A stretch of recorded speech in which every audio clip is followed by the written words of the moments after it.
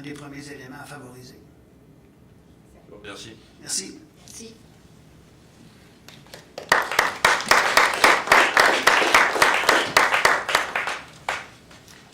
Alors, j'appellerai M. Pierre Dagneux, de la Coalition Arrondissement historique de Sillery.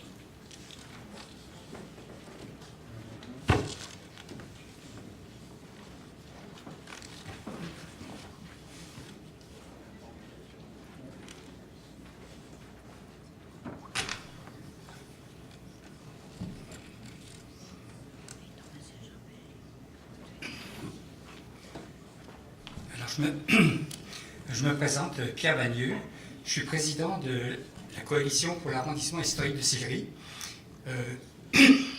Depuis 2006, la coalition est intervenue pour maintenir, pour mettre en valeur ce qu'on appelait à cette époque-là l'arrondissement historique de Sillery, qui est maintenant le site patrimonial de Sillery.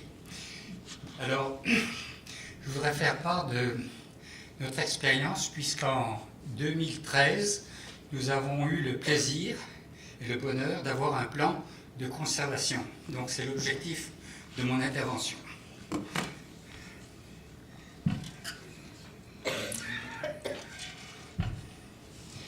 Alors mon intervention aujourd'hui a deux objectifs. À partir de notre expérience de 13 années à Sillery et de nos observations ailleurs au Québec. Celle de rendre hommage à la contribution et à la compétence des milliers de citoyens et groupes et organismes qui militent bénévolement, mettent leurs ressources humaines et financières au service du patrimoine pour exprimer leurs souhaits, pour mettre en valeur un élément de leur patrimoine et participer à des exercices comme celui d'aujourd'hui, qui se heurtent à une incompréhension de la part des instances gouvernementales fiduciaires de notre patrimoine.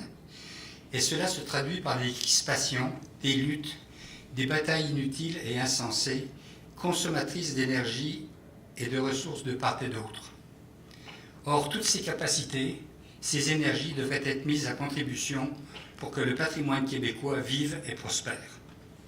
Celle aussi de nous convaincre collectivement, fiduciaires et sociétés civiles, de transformer le dispositif actuel encadrant le patrimoine, car le dispositif actuel de gestion du patrimoine collectif, à nos yeux, est défaillant et déconnecté du public. Car il manque de garde-fous efficaces permettant recours et reddition de comptes à la société civile, car il n'implique pas la société civile pour qui ce patrimoine existe et qui plus est, et comme contribuable, finance directement et indirectement les trois ordres de gouvernement. Comment le faire, en fait? Pour nous, c'est de mettre le citoyen et la société civile au centre du dispositif de protection, réhabilitation et mise en valeur du patrimoine québécois. En fait, il s'agirait de revisiter la déclaration de Deschambault de 1982, qui a été établie par ICOMOS, en repensant en profondeur les façons de faire des fiduciaires. Et quand je parle de fiduciaires, je pense au ministère et à la ville, de notre patrimoine collectif. Ainsi, je vous supplie d'ouvrir le dialogue, la collaboration, avec une convergence de vision et d'action entre citoyens et fiduciaires. Alors, il y a 6 ans déjà, en 2013, des centaines de citoyens et groupes témoignaient et déposaient des mémoires pour la confection du premier plan de conservation d'un site patrimonial déclaré, celui de Sillery. Donc nous avons inauguré ça en conformité avec la loi sur le patrimoine culturel de Québec, mise en valeur en octobre 2012. Fait important, cette loi incluait, en plus du patrimoine traditionnellement admis, les bâtiments, on ajoutait l'immatériel et les paysages. Et cela nous plaisait énormément puisque Sillery est par définition moins connu pour son bâti, mais plus pour ses paysages et aussi l'immatériel qui a été légué par les barons du bois et les communautés religieuses. Alors, mon intervention portera sur cette expérience de notre organisation préalable à la préparation du plan de conservation et pour y inclure naturellement un grand absent qui est le citoyen et la société civile, pour qui ce patrimoine est conservé et mis en valeur. J'interviens aussi pour rappeler la contribution des centaines de citoyens et groupes qui, en 2006, 2013 et 2015, et par la suite ont offert leurs idées, leurs attentes, leurs espoirs. À ceux qui ont écrit des mémoires, se sont concertés pour documenter et justifier des projets, ont fait le pèlerinage des officines des fiduciaires pour en faire la promotion et également rappeler aux fiduciaires leur responsabilité eu égard à l'intérêt collectif. Toutes ces actions étaient en droite ligne avec les déclarations d'ICOMOS, la déclaration des Deschambault, comme je le mentionnais tout à l'heure, qui plaçait le citoyen au centre de la conservation du patrimoine, et aussi de la déclaration toute jeune de Québec de 2008, la sauvegarde de l'esprit du lieu, si essentielle à la transmission du patrimoine. Alors, petit retour en arrière, pour la coalition, ces audiences étaient le résultat de 7 ans de travail. Pour nous, on avait en fait l'occasion de s'exprimer sur le futur du site patrimonial. Parce que pendant toutes les 7 années qui ont précédé 2013, nous avons préparé un projet, nous avons fait des études de retombées économiques, patrimoniales, au sujet du parc des Grands Domaines.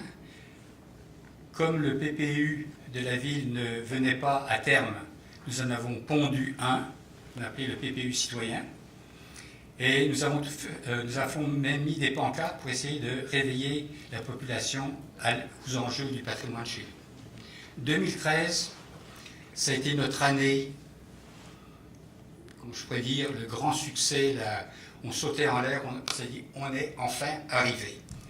Mars et avril, audience sous les auspices du Conseil du patrimoine culturel du Québec, 270 mémoires, 3 jours de présentation, un rapport de consultation exceptionnellement bien fait, et je vous félicite, vos prédécesseurs ou les gens qui étaient au conseil d'avoir produit ce rapport, qui est très très bien fait, et vous devriez le lire, et un avis au ministre très clair. Et ça, vous l'avez fait rapidement, puisque je pense que le 30 mai, vous l'aviez déposé. Très rapidement, le ministère endossait le plan de conservation et, pour nous surprendre, il proposait une intervention qui s'appelait « Agir pour conserver le site patrimonial de Sillery ». Proposait une table de concertation pour allier les forces vives, définir des zones de grande vigilance pour protéger les espaces naturels et naturellement une révision des limites du site. Naturellement, les amoureux du patrimoine dont nous étions étaient absolument heureux et savouraient la chose. Mais nous avons très vite déchanté. En décembre 2013... Est-ce que je peux vous laisser 2 minutes pour conclure? Oui. Ben, ça. Parce qu'on a pris connaissance quand même OK, vous avez raison. de votre mémoire. Je vous demanderai peut-être... OK, alors je vais aller très très rapidement. En fait, c'est pour nous permettre d'avoir un échange avec vous. D'accord. Alors, nous avons naturellement déchanté parce que depuis décembre 2013, c'est une succession d'autorisations pour des développements immobiliers. Alors, à quoi a servi le plan de conservation? Pour nous, les autorisations ont été faites en dépit des orientations qui étaient dans le plan. On parle de préserver des valeurs patrimoniales, privilégier l'intervention minimale et assurer la continuité à travers le changement. Alors pour nous, il y a eu un manque de transparence de la part des fiduciaires. Nous n'avons jamais pu obtenir d'informations sur le pourquoi des autorisations. Et ceci, longtemps après, au point que notre organisation a fait une demande auprès de la vérificatrice générale du Québec et auprès du vérificateur général de la ville de Québec pour étudier la façon dont la gestion du patrimoine était faite.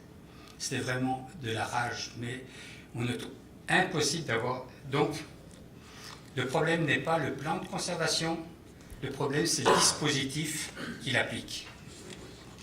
Alors, les recommandations que nous aurions à faire, c'est qu'il devrait y avoir, comme le mentionnait le plan Agir du ministère, une mise sur pied d'un mécanisme genre table de concertation, paritaire, fiduciaire, société civile, avec des représentants proposés par cette dernière pour préciser une vision d'ensemble et un suivi pour ce site patrimonial qui est le site patrimonial du Vieux-Québec.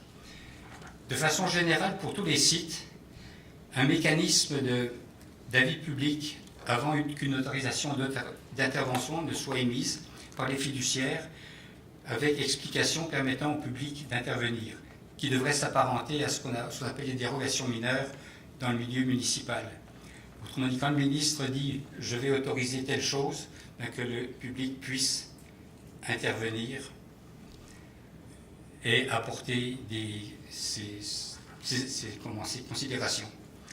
Une reddition de compte public statutaire d'un plan de conservation par les fiduciaires au maximum tous les 5 ans. Et finalement, la nomination d'un protecteur du patrimoine québécois auquel les citoyens pourraient s'adresser, puisqu'on n'est pas incapable d'avoir des réponses de nos fiduciaires actuels. Alors, c'est à peu près ça les... J'en ai d'autres, mais... On a eu l'occasion de vous lire, oui. Donc, alors écoutez, tout d'abord, je pense qu'on doit vous retourner les remerciements que vous avez voulu adresser comme objectif à tous ceux qui s'impliquent dans le patrimoine généreusement, bénévolement.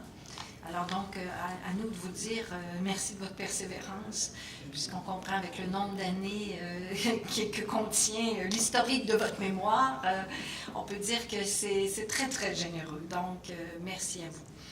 Alors, évidemment, on le comprend, votre mémoire recommande que le citoyen et la société civile soient vraiment un partenaire de la gestion du patrimoine. Et vous suggérez, un de vos 3 moyens, une table de concertation. Donc, je pense que vous n'êtes pas le premier citoyen à le faire. Est-ce que vous voudriez nous en parler un petit peu plus? Comment vous verriez le rôle d'une telle table de concertation dans l'application d'un plan? Parce que vous avez compris que c'est quand même un outil de gestion, c'est quand même très abondant. Le nombre d'orientations, ça touche un très grand nombre d'interventions. Donc, comment est-ce que vous voyez l'usage, le rôle de la table de concertation dans ça? Pour moi, disons, dans le cas, par exemple, si Sillery en avait un, oui. Si on avait procédé avec la recommandation ou la volonté du ministère à l'époque, ce qui ne s'est jamais fait, c'est qu'on aurait pu à ce moment-là rassembler autant des représentants des fiduciaires, donc la ville, le ministère, Commission de la capitale nationale, ainsi que des représentants de la société civile, des gens intéressés, société d'histoire, nous peut-être, mais ça pouvait être n'importe quelle autre personne. Et comme c'est un site national, on aurait pu aller chercher des représentants à d'autres endroits, disons, pas nécessairement des gens de Sillery, mais des gens de la province, puisque c'est national. Et ces gens-là auraient pu avoir une vision plus claire, parce que le plan de conservation ne propose pas une vision de l'aménagement global. Et ça, je pense que c'est essentiel quand on veut, disons, prévoir le futur d'un site, surtout dans le cas de Sillery, c'était d'avoir une vision globale de vers quoi on se dirige. Et on ne fait pas du cas par cas, on ne décide pas du cas par cas, on a une idée de ce qui devrait se faire. Et après, on applique, et à mon avis, les 3 premières orientations sont tout à fait pertinentes. Alors, je verrais très très bien que donc là, il y a un échange sur qu'est-ce qu'on fait du site.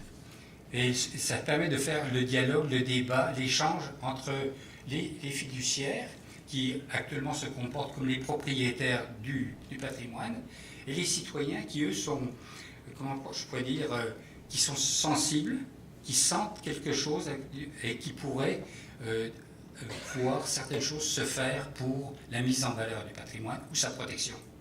Donc, un rôle de formulation de la vision et un regard, autrement dit, de l'application du plan, mais mis en perspective oui, avec la vision. Et l'autre chose qu'il pourrait y avoir, c'est que lorsqu'il y a un projet qui est présenté d'aménagement, qu'il puisse y avoir une discussion à ce niveau-là. Donc, pour avoir participé à cette première consultation publique sur le plan de conservation, oui, j'ai été témoin des efforts des citoyens vraiment bonifie le plan de conservation. Moi, j'avais une question sur une de vos recommandations. Ça concerne la reddition de comptes. Oui. À tous les 5 ans. Vous voyez quoi dans cette, Disons cette que, reddition de comptes? comme je vous l'expliquais, on n'a jamais eu d'explication du ministère. On demande au ministère de nous expliquer pourquoi vous faites telle ou telle chose, pourquoi vous avez autorisé telle chose, en quoi il n'y a pas de reddition de compte. Donc à ce moment-là, je pense que le public aurait le droit de savoir comment la gestion, comment l'aménagement du site a été fait après 5 ans. Sous quelle forme? Un rapport? Bon, ça pourrait être... oui, ça pourrait être un rapport, ou ça pourrait être public, ou ça pourrait être une invitation à venir rencontrer Il y a la table de concertation. Ou à la table de concertation. D'accord, merci. Petite question, si vous permettez. On a eu l'occasion dans des vies antérieures de se côtoyer et je peux témoigner de la qualité constante de vos interventions et donc merci encore d'être là avec le bâton du pèlerin pour porter votre message. C'est quand même remarquable et je tiens à le signaler. J'aurais juste une petite question concernant la longue divane. Qu'est-ce que vous y verriez de particulier versus, par exemple, ce que fait déjà le protecteur du citoyen, qui, lui, est un peu le garde-fou des intérêts du citoyen, versus l'administration gouvernementale? OK. Bon, il est certain que moi, je le vois plus dans le domaine patrimoine, parce que, autrement, si on fait une demande à un vérificateur général ou le protecteur du citoyen, ça peut prendre énormément de temps. Et souvent, ce qu'on voudrait savoir, une rapidité. Et moi, j'aurais voulu que le Conseil du patrimoine soit l'ombudsman. De mon point de vue. Pour moi, vous êtes l'audience, l'expertise suprême. Mais ce n'est pas le cas. Ce que j'ai compris, et ce que je trouve c'est dommage, c'est que vous ne donnez seulement que des avis. Et pourtant, vous avez l'expertise. Alors, moi, j'aurais aimé que, quelque part, dans l'organisation du Conseil du patrimoine, vous puissiez être l'ombudsman. Et pourquoi pas? Mais en ce moment, c'est vous donnez un avis et le ministre fait ce qu'il veut ou ce qu'il peut. Et naturellement, est soumis à toutes les pressions possibles. Et à ce moment-là, ça ne garantit pas la protection de notre patrimoine. Merci beaucoup. Merci.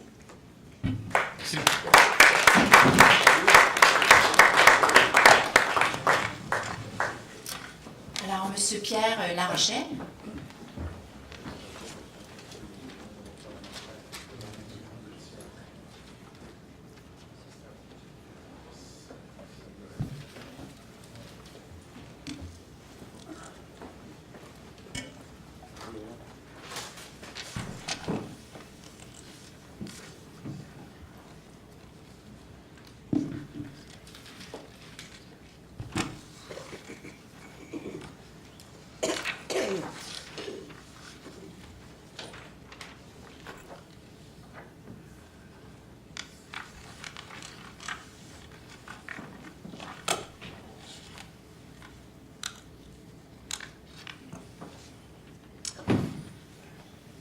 Alors, je m'appelle Pierre Larochelle, je suis professeur retraité de l'Université Laval et consultant sur les méthodes scientifiques de caractérisation des milieux bâtis et leurs applications à la conception, à l'encadrement et à l'évaluation des projets architecturaux et urbains. Au début de ma carrière de professeur-chercheur, j'ai choisi de m'engager dans une discipline scientifique alors émergente, vouée à l'étude des processus de formation, de transformation des établissements humains. Dans les années 60, on en était au tout début des recherches fondamentales en matière de morphologie des milieux bâtis. Elles ont commencé avec la caractérisation des centres historiques, observés en situation historique réelle, et appréhendés en tant que produits de la culture matérielle et comme des créations collectives à jamais inachevées. Dans les années 70, les recherches appliquées avec les concepts et les méthodes de la discipline ont mené au développement d'un nouveau cadre théorique permettant d'appuyer la gestion du patrimoine bâti sur des fondements cognitifs et objectif plutôt qu'affectif et doctrinaire.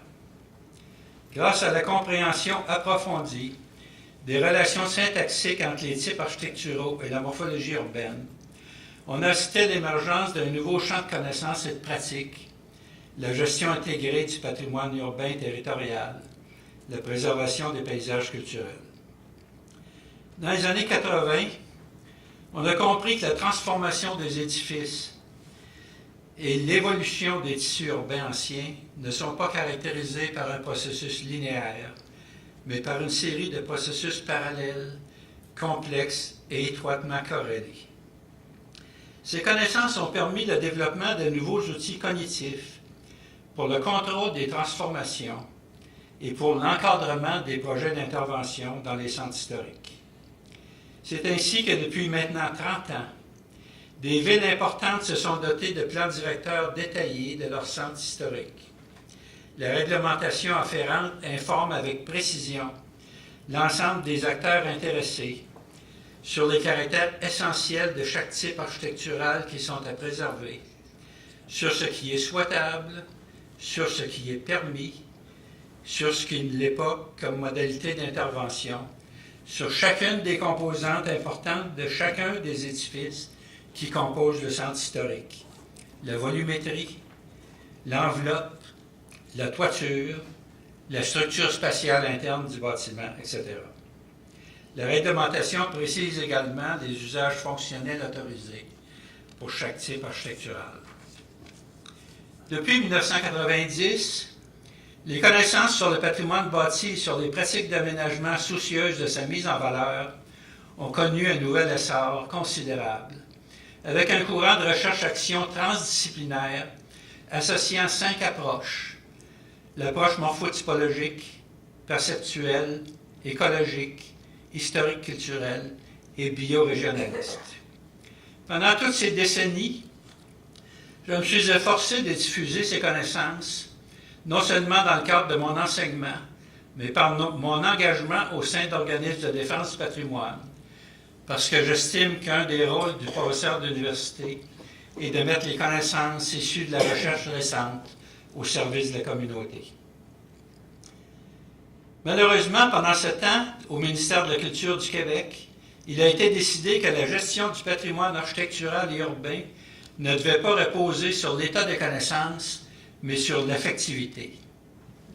Ainsi, la gestion de notre patrimoine repose sur des énoncés de valeurs qui ne sont rien d'autre que l'expression des affects, des sentiments, des émotions, des croyances et des goûts personnels de soi-disant experts en patrimoine.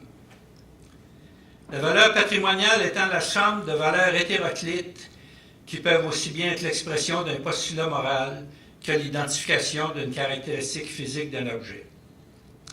La liste des valeurs qui entrent dans la composition de la valeur patrimoniale est aussi farfelue que celle de la classification chinoise des animaux de Georges-Louis Borges, qui comprenait entre autres catégories les animaux qui appartiennent à l'empereur, les cochons de lait, les animaux dessinés avec un pinceau très fin en poil de chameau, les animaux qui de loin sentent des mouches, les animaux qui viennent de casser une cruche. Un autre problème avec le système des valeurs du ministère,